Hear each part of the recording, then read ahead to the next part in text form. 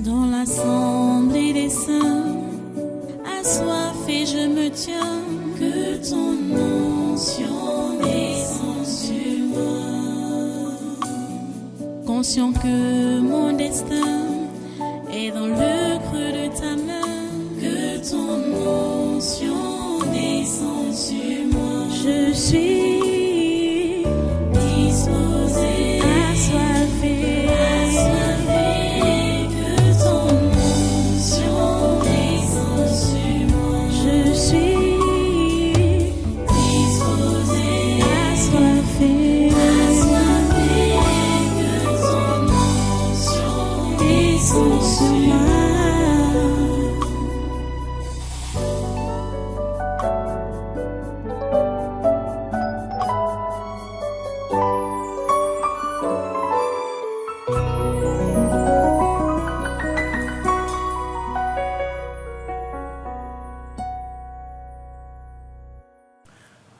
Alléluia. Ok, voilà, prenez votre Bible donc. Restez debout, vous prenez votre Bible. Partons dans Genèse chapitre 36. À partir du verset 31 jusqu'au verset 39. Oui. Du verset 31 au verset 39. Vous êtes là? Je vais lire. Vous suivez Genèse chapitre 36, verset 31 à 39. Voici les rois qui ont régné dans le pays d'Édom, avant qu'un roi régnât sur les enfants d'Israël. Béla, fils de Béor, régna sur Édom, et le nom de sa ville était Dinaba. Béla mourut, et Jobab, fils de Zérak, de Bosra, régna à sa place. Jobab mourut, et Husham, du pays des Thénamites, des Thémanites, régna à sa place. Husham mourut, et Hadad, fils de Bédat, régna à sa place. C'est lui qui frappa Madian dans les champs de Moab. Le nom de sa ville était Avit. Hadad mourut, et Samla de Masreka régna à sa place. Samla mourut, et Saul de Rehoboth sur le fleuve régna à sa place. Saul mourut, et Baal-Hanan, fils d'Akbor, régna à sa place. Baal-Hanan, fils d'Akbor, mourut, et Ada régna à sa place. Le nom de sa ville était Po, et le nom de sa femme Mehétabile, fille de Materet, fille de Mezahab. Prions le Seigneur. Dieu Tout-Puissant, nous te remercions pour ta parole de ce jour. Nous te remercions pour ta bienveillance à nous instruire dans tes voies. Sois loué et sois glorifié pour cela, Père 3 fois Saint. Merci parce que tu nous donnes des oreilles de disciples en ce jour pour que nous puissions comprendre tes conseils et les appliquer. Ô grand Dieu, que tu es merveilleux, que tu es bon, Seigneur, que tu es amour. Dans ton amour, tu nous instruis dans tes voies pour que nous ne nous perdions pas. À toi toute la gloire et tous les honneurs. Merci pour ce séminaire, une fois de plus. Merci parce que tu veilles pour accomplir tes desseins, tes plans dans nos vies, nos nations et dans ce monde. À toi toute la gloire et tous les honneurs. Au nom puissant de Jésus, nous avons prié. Amen, amen. Prenez place en sainte présence. Une fois de plus, soyez les bienvenus à ce congrès du surnaturel de ce 2 octobre 2025. Voilà, c'est notre 10e séminaire de l'année qu'on entame comme ça. Nous bénissons Dieu. Le temps là passe très vite. Le temps passe très vite. Les amis, peut-être ça a fatigué certains d'entre vous qu'on lise tel rayon, après tel, l'autre, après il mourut, l'autre rien, ainsi de suite. Bon, ça, n'oubliez pas notre sous-thème, les pièges des esprits familiers. Et n'oubliez pas que nous sommes en train de voir deux exemples, deux personnalités dans la Bible, Ésaü et son frère Jacob. Ce que nous lisions donc dans Genèse au chapitre 36 là, ce sont, on peut dire, les exploits de la descendance d'Ésaü. La descendance d'Ésaü a commencé à s'émerger très vite, à s'imposer très vite dans la société et dans le monde. Son frère Jacob trimait encore avec ses 12 enfants et ils n'étaient pas encore nombreux. Pendant même, quand j'ai lu ce qu'on a lu là, pendant que Ésaü s'était déjà imposé en Canaan, ou on peut dire, oui, en Canaan,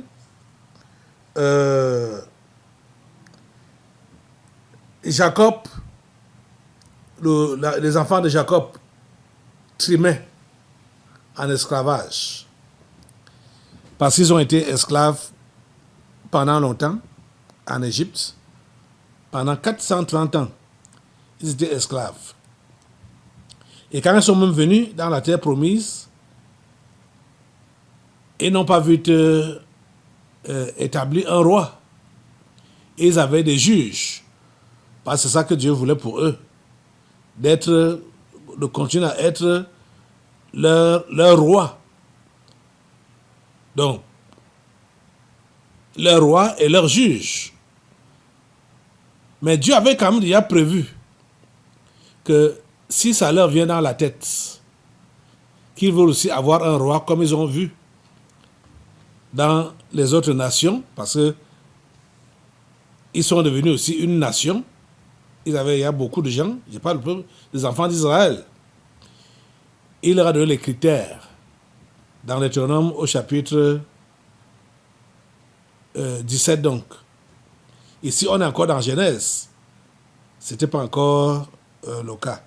Mais, vous voyez que nous sommes encore dans Genèse et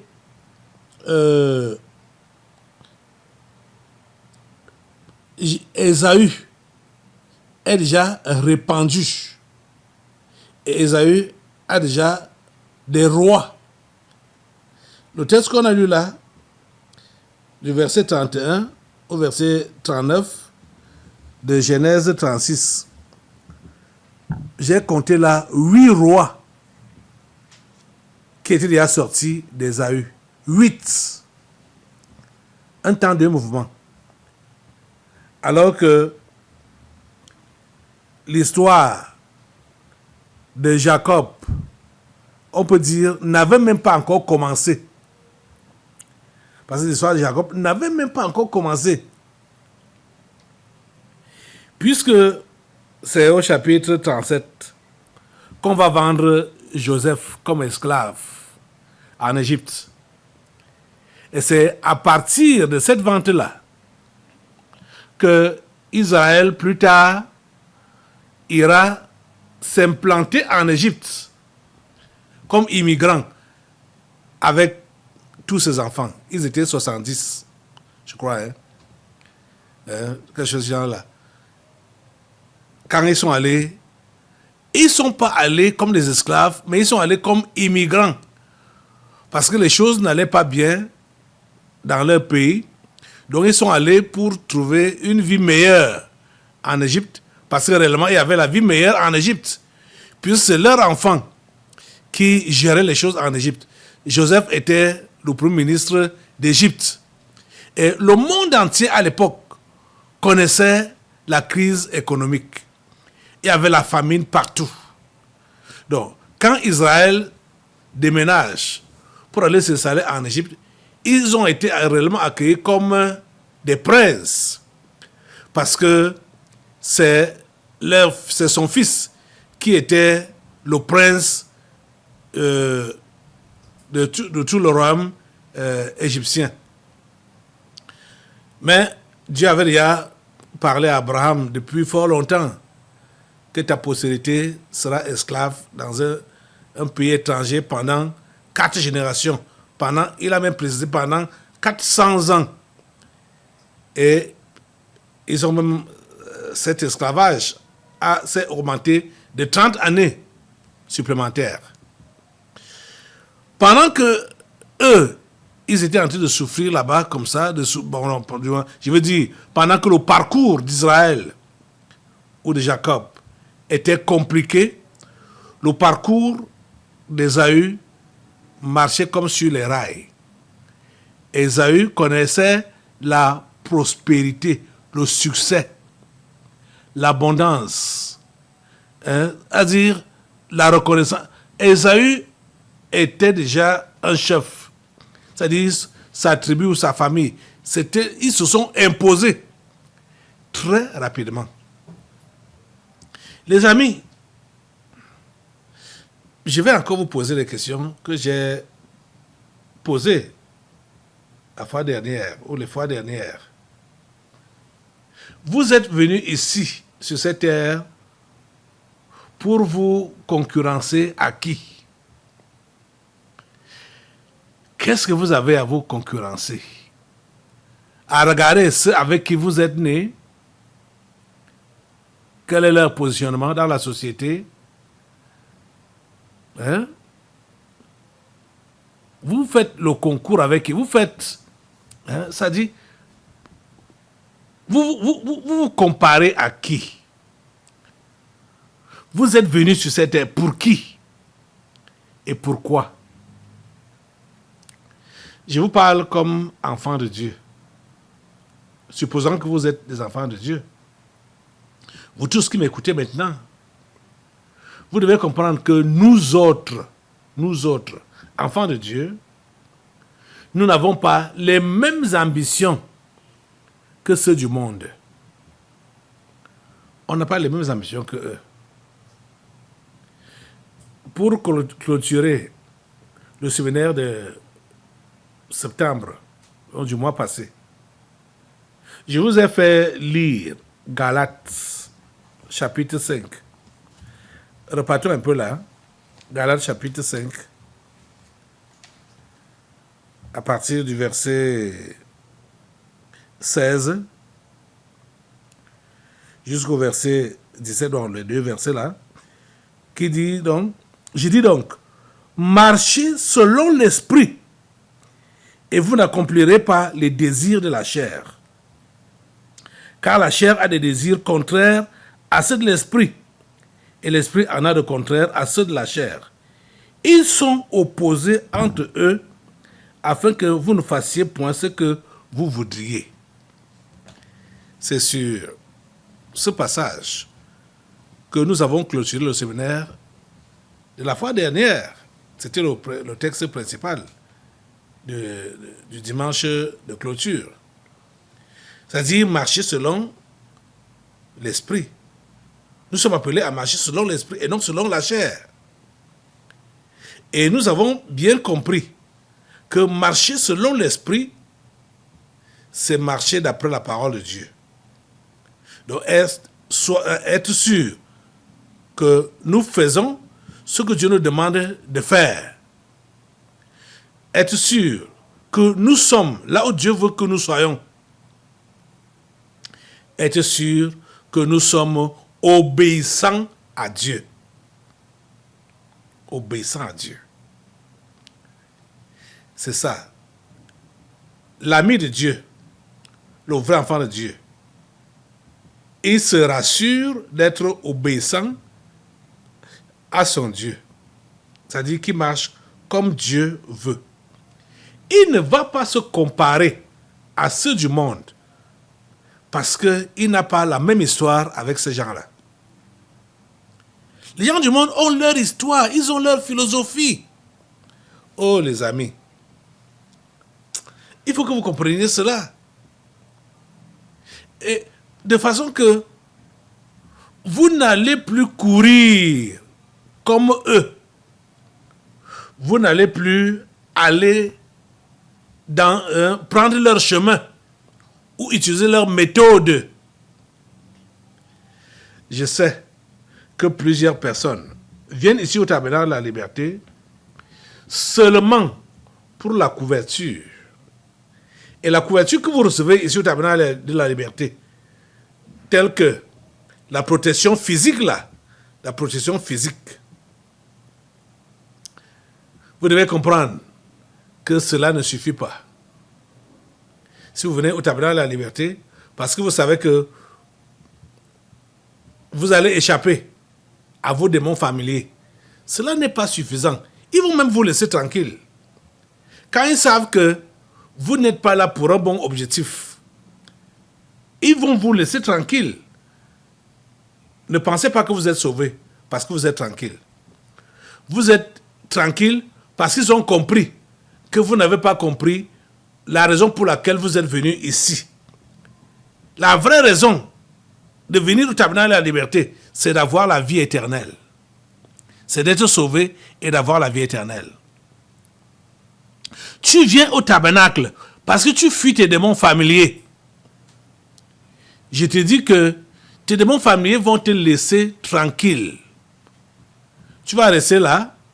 Tu n'as plus, ils sont plus, tu prétends, tu penses qu'ils sont plus à tes trousses, mais eux ils sont contents parce qu'ils savent que tu es là où la vérité est enseignée, tu n'obéis pas à cette vérité et tu prétends les avoir fuis. Ils seront en train de t'encourager, de t'acclamer que continue dans ta religion. Cher ami, continue dans ta religion. C'est comme ça, ils vont t'acclamer. Tu dis, continue dans ta religion. Parce que je sais qu'il y a des gens qui viennent ici au tabernacle et qui n'ont jamais fini avec le monde, qui n'ont jamais fini avec le péché, ils n'ont jamais fini avec les méthodes du monde, les méthodes de la réussite selon le monde. Le monde, quand il parle de réussite, même dans la fausseté, il suffit de tricher, de mentir, d'escroquer, de voler, pourvu que tu réussisses. Soit disant, je mets ça entre guillemets, le monde n'a pas de problème avec toi. Que tu as volé et tu t'es construit une grande maison, que tu as volé et tu t'es acheté une belle voiture, que tu as volé et que tu manges bien, le monde n'a pas de problème avec toi. Au contraire, il t'acclame. Il dit, bien fait mon enfant. Mais chez l'enfant de Dieu, ce n'est pas la même méthode. Ce n'est pas le même système. Les amis, ce n'est pas la même méthode, ce n'est pas le même système.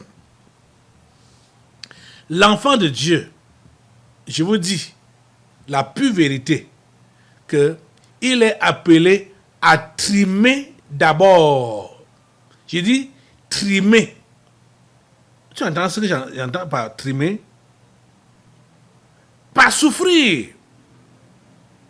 Mais je sais ici qu'il y a des gens qui ont peur de souffrir. Celui-là peut être commerçant. Quand il voit que son affaire, son commerce va chuter à cause de la transparence, à cause de la vérité, il va préférer être flou. Il n'est plus transparent, il n'est plus véridique. Il ne paye plus ses taxes. Il ne paye plus ses impôts. Et il dit qu'il est prospère, que son commerce marche, ses affaires marchent. Les amis, pour l'enfant de Dieu, ce n'est pas de la réussite là-bas. Ce n'est pas comme ça que Dieu veut que tu réussisses. Tu comprends, non? Ce n'est pas comme ça. Tu dois comprendre que tu es appelé à marcher d'après la parole de Dieu, d'après le conseil de Dieu. Le conseil de Dieu. Appliquer ses commandements dans tout ce que tu fais. C'est la raison pour laquelle Dieu avait demandé que les rois d'Israël, donc les rois de son peuple, chaque roi, pour commencer, c'est lui-même Dieu qui devait désigner le roi, qui devait choisir le roi. Et il était question que le roi est une copie de la Bible, une copie des commandements de Dieu, pour qu'il puisse savoir ce que Dieu veut pour lui. Si cela est vrai pour le roi, cela est aussi vrai pour tous les citoyens. Vous comprenez? Tous les citoyens doivent marcher comme Dieu veut, selon la parole de Dieu. Hein? Oh. Deutéronome chapitre 17, là, c'est là-bas que c'est dit, à partir du verset 14 jusqu'au verset 20, les critères pour être un roi. Vous voyez ça? Il dit au verset 19, il devra, je vais dire, allons d'abord au verset 18, quand il s'assiera sur le trône de son royaume, il écrira pour lui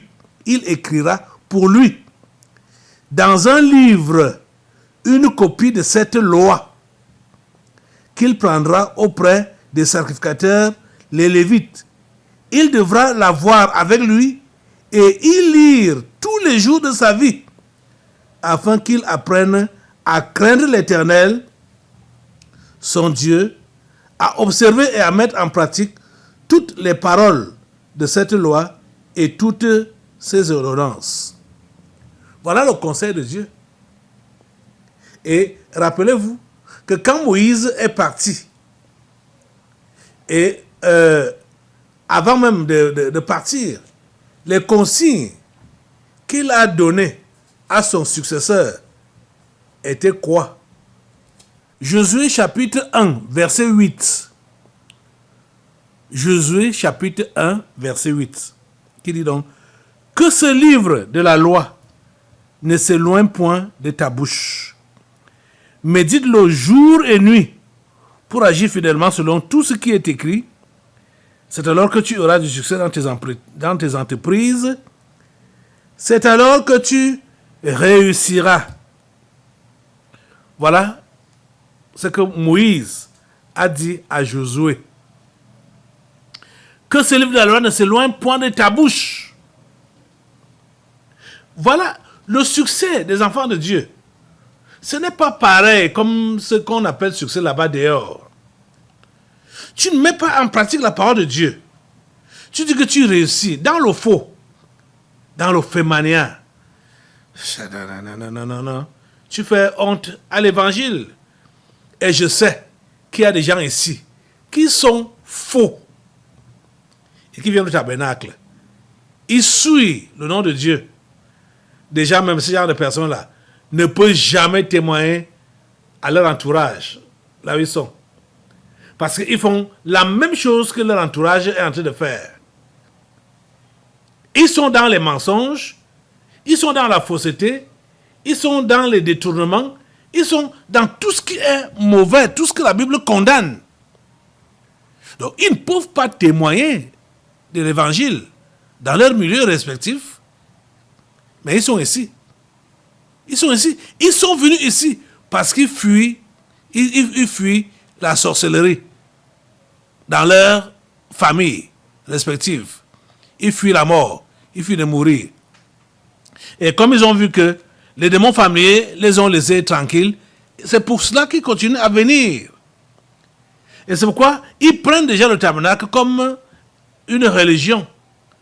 Donc ils peuvent venir vivre leur vie de mondanité et ils participent à tous les événements qui se passent ici, là. Ils sont là aujourd'hui. Ils seront là demain. Ils vont faire ce séminaire. Ils viennent à tous les séminaires. Ils viennent aux enseignements. Ils participent à tout ce qui se passe ici. Parfois, vous allez les voir dans les intercessions et tout ça là. Mais ils n'ont rien à faire avec Dieu. Ils n'ont rien à faire avec Dieu. Je vous dis que ce n'est pas cela que vous autres, vous devez imiter. Vous devez suivre ce qui vous est enseigné ici. Vous comprenez? Et c'est ça que vous êtes appelés à mettre en pratique. Les démons familiers vont utiliser les pièges des soi-disant succès de ce que vous voyez là-bas, ou même de ce que vous voyez à côté de vous, ici à l'église, mais qui n'appliquent pas la parole de Dieu.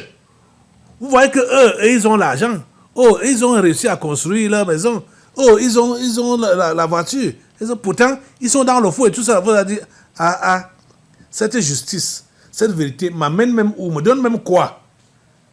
Quand je suis avec tel ici au tabernacle et la personne là n'est pas correcte, elle ne fait pas ce qui est enseigné ici, et puis voilà ces choses qui marchent. Ne suis pas ce genre de modèle-là. Ne suis pas cet exemple-là.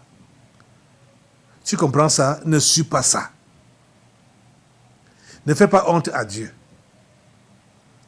Ésaü a, on peut dire, prospéré, mais c'était pour combien de temps? C'était pour combien de temps?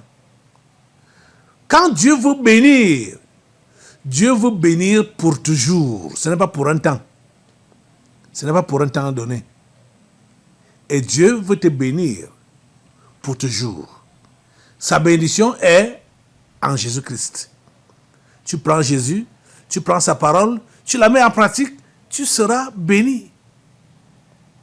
Quand tu vas marcher, non selon la chair, mais selon l'esprit. Donc selon la parole. Je vais arrêter comme ça aujourd'hui. Je vais revenir demain pour continuer. Je vais dire même ces 3 jours qui sont encore devant nous. J'espère que par la parole de ce programme, plusieurs vont sortir des ténèbres pour venir à la lumière.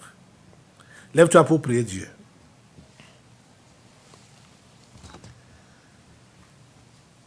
Seigneur mon Dieu, je vais te recommander tous ces hommes et ces femmes, te demander, Père Saint, de leur donner la grâce de t'obéir.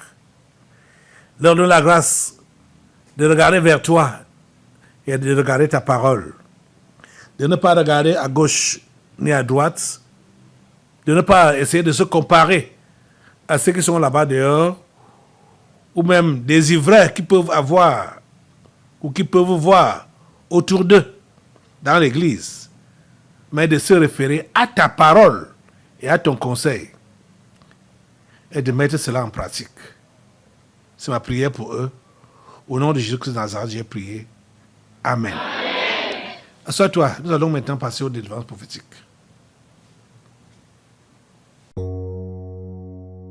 Dans l'assemblée des saints, assoiffé je me tiens, que ton onction descende sur moi.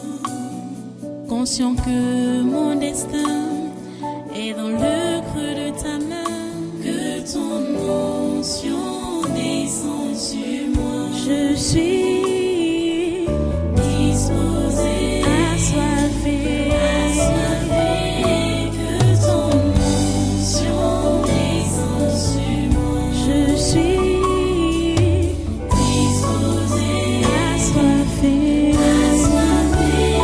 que ton onction descende sur moi.